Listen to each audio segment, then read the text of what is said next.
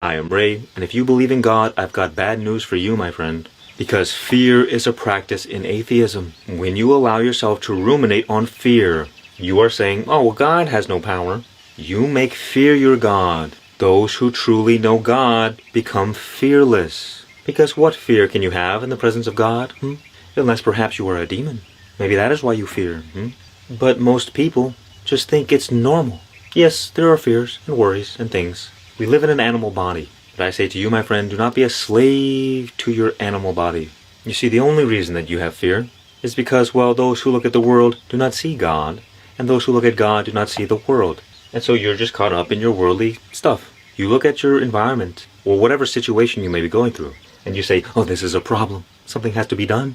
I'm worried that life isn't going to happen exactly the way I want it to, which it's not. It's like in the scene from The Chosen, where Jesus calls Peter to walk out on the water during the great storm. And as Peter begins walking toward Jesus, he begins looking around at the storm, the big waves and the thunder, and he begins to sink. Why? Because he took his eyes off God. And that is what will happen to you.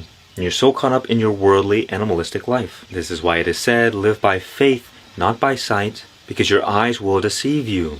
When you look at the world, there's a never-ending stream of problems. But when you look at God, you see that everything is perfect. Everything is working out exactly the way it needs to. But worldly people can't understand that, because these are two opposite realities. So ask yourself this, do you want to be a slave to the laws of the world, or would you rather surrender to the laws of God? Choose wisely, my friend. That is all.